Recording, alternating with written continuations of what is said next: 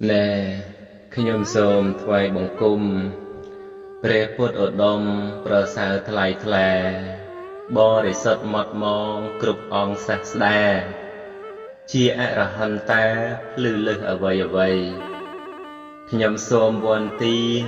ព្រះធម៌ធម្មាចែងចាំងរស្មីដឹកនាំសត្វលោកបំបត្តិទុក្ខភ័យទាំងប្រុសទាំងស្រីកិលេសឆ្ងាយជាក់ខ្ញុំសូមនមស្ការដោយចិត្តជ្រះថ្លាព្រះសង្ឃសាវកប្រតិបត្តិតាមធម៌លោកលែងជំពាក់ដួងចិត្តស្មោះស្ម័គ្រសាសព្រះចិនស្រី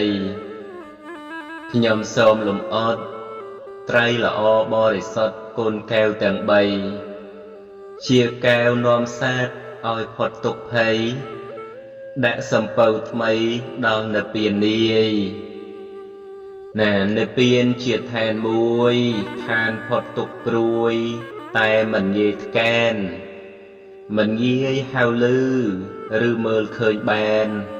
តលតែគ្រប់ប្រានខំដើរទៅដល់ណាខំដើរទៅដល់ណាបើយើងមិនប្រឹងដើរទេយើងចង់ដល់មិនអាចទៅបានទេណាជាញាតិញោមនឹងបានសន្តាប់និងស្ដាប់ពុទ្ធភាសិតរបស់ព្រះសម្មាសម្ពុទ្ធជាបន្តទៅទៀតដែលខ្ញុំវិខុសច្ចានុរខេតោសន្វដានិងបរិយាយដើម្បីចែកជូនញាតិញោមបានស្ដាប់និងសន្តាប់នៅពេលរាត្រីក្តីពេលទំនេរពីការងារក្តីដើម្បីបានធម៌នោះយកមកអប់រំចិត្តរបស់យើងស្រឡាញ់ធម៌ដើម្បីខ្លួននឹងមានព្រះធម៌បានសេចក្តីសុខដោយសារមានធម៌ចឹងសាសនសុភាសិតដែលព្រះសម្មាសម្ពុទ្ធព្រះអង្គសម្ដែងបន្តនេះគឺលោកលើកឡើងថាអត្តនាវកតាំងបែបាំងអត្តនាសង្កលិសតិណែអត្តនាវកតាំងបែបាំងអត្តនាសង្កលិសតិដែលមានន័យថាធ្វើបាបដោយខ្លួនឯងរមែងសៅមងដោយខ្លួនឯងណាធ្វើបាបដោយខ្លួនឯងរមែងសៅមងដោយខ្លួនឯងមិនមែនធ្វើបាបឯងអ្នកដតីមកកើតទុកមកសៅមងជំនួសយើងទេគឺយើងអ្នកធ្វើបាបនោះឯងចឹងញាតិញោមស្ដាប់សេចក្តីអត្ថាធិប្បាយដូចតទៅនេះក្នុងលទ្ធិពុទ្ធសាសនាណាពុទ្ធសាសនាគឺសាសនារបស់ព្រះសម្មាសម្ពុទ្ធយើងនេះញាតិញោមពុំមានអ្នកធានាអះអាងឬរងចាំទទួលបានអំពីជនណាម្នាក់ដូចក្នុងសាសនាខ្លះនោះទេណាមិនរងចាំទទួលញាតិញោមបានន័យថាអ្នកណាដែលរងចាំទទួលគឺព្រះរបស់គេណាចង់បរិស័ទគេធ្វើបែបធ្វើអំពើអាក្រក់ធ្វើទុស្សទារុណកម្មអីផ្សេងហ្នឹងគេមានព្រះរបស់គេចាំទទួលណាចាំទទួលជំនួសអញ្ចឹងទៅតែនៅក្នុងពុទ្ធសាសនាយើងគឺអត់មានទេអ្នកណាសាងអីនឹងទទួលបាននោះដោយខ្លួនឯងបើអ្នកណាសាងអំពើបែបអ្នកនោះនឹងទទួលបានអំពើដែលជាអកុសលធ្វើឲ្យរងទុក្ខទោសទារុណកម្មទទួលនៅទុក្ខវិបាកអញ្ចឹងទៅអ្នកណាសាងអំពើល្អនឹងរងផលគឺសុខវិបាកអញ្ចឹងទៅណាញាតិញោមនៅក្នុងពុទ្ធសាសនាយើងព្រះសម្មាសម្ពុទ្ធព្រះអង្គមិនអាចទៅទទួលទោសឬក៏បាបកម្មដែលមនុស្សលោកយើងប្រព្រឹត្តហើយលោកអ្នកទទួលយើងរួចខ្លួនទេយើងអ្នកសាងយើងជាអ្នកទទួលណែហ្នឹងហើយជនណាធ្វើបាបជននោះត្រូវទទួលផលបាបដែរហ្នឹងហើយនឹងទទួលផលបាបដែរសូម្បីព្រះពុទ្ធជាមេសាសនាក៏ដោយណាចឹងសូម្បីតែព្រះសម្មាសម្ពុទ្ធព្រះអង្គធ្វើបាបព្រះអង្គជាអ្នកទទួលព្រះអង្គធ្វើបុណ្យព្រះអង្គជាអ្នកទទួលដែរប្រសិនបើព្រះអង្គបានធ្វើបាបក៏ព្រះអង្គត្រូវតែទទួលផលបាបដែរណាទទួលផលបាបដែរឯសាវកឬក៏បរិស័ទនានារបស់ព្រះអង្គបើសិនជាបានធ្វើបាបក៏ត្រូវតែទទួលបាបដោយខ្លួនឯងទទួលបាបដោយខ្លួនឯង ឥតមានព្រះពុទ្ធអង្គណាឬអ្នកណាមួយទទួលជួសខ្លួនឡើយឃើញទេញាតិញោមឥតមានអ្នកណាទទួលជំនួសទេពុទ្ធសាសនាយើងគឺឲ្យយើងទទួលដោយខ្លួនឯងហៅថាកម្មសកតាសទ្ធាថាកម្មដែលអញធ្វើមិនធ្លាក់ទៅលើអ្នកដទៃទេប្រកបជាបានមកលើខ្លួនអញជាអ្នកធ្វើនឹងឯងធ្វើដោយកម្មសទ្ធាគឺយើងធ្វើកម្មនឹងឯងបែបជាអ្វីណាបែបជាអ្វីញាតិញោមបែបគឺជាអំពើអាក្រក់បងបែបហ្នឹងប្រែថាអាក្រក់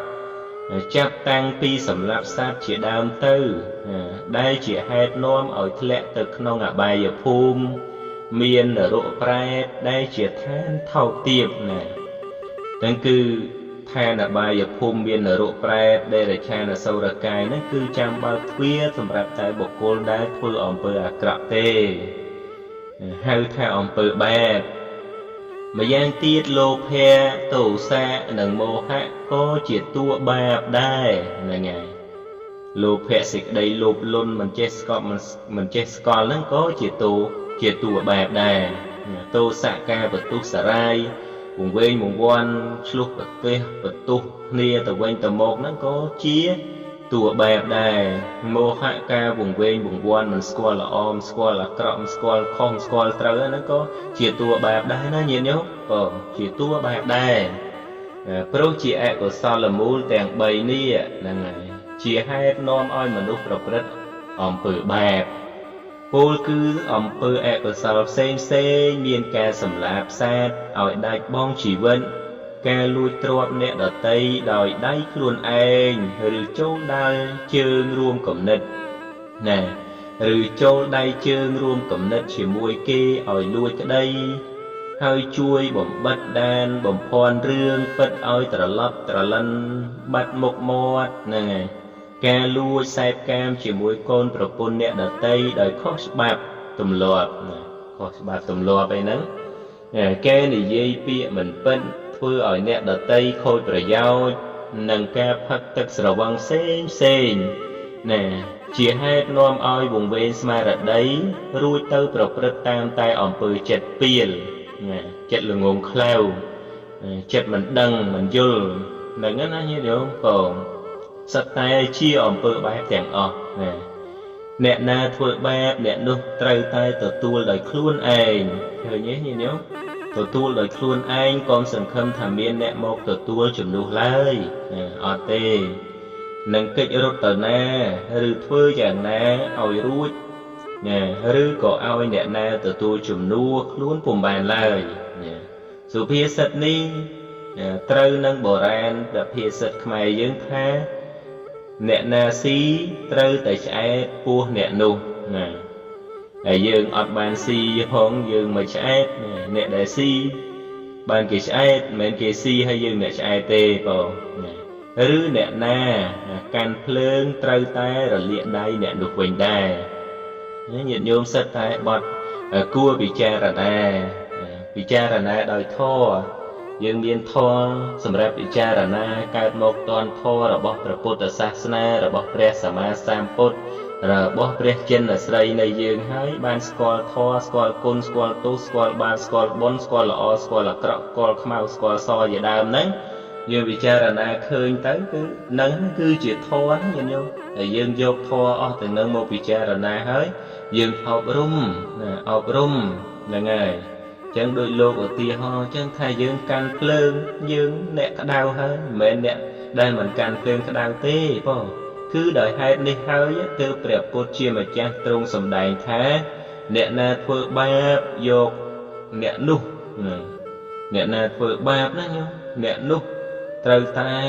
រងការសៅមងត្រូវតែទទួលលំបាកយ៉ាប់នឹងដោយខ្លួនឯងដើម្បីទុកជាដំបូន្មានចំពោះសត្វទូទៅអ្នកណាធ្វើបែបអ្នកនោះឯងត្រូវតែទទួលការសៅមងលំបាកចិត្តចឹងអាត្មាភាព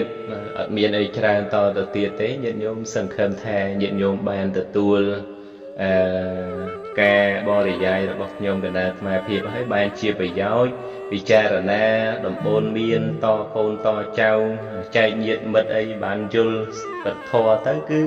មានការស្រឡាញ់រាប់អានគ្នាកុំប្រព្រឹត្តនៅអំពើអាក្រក់ជាដើមទៅបង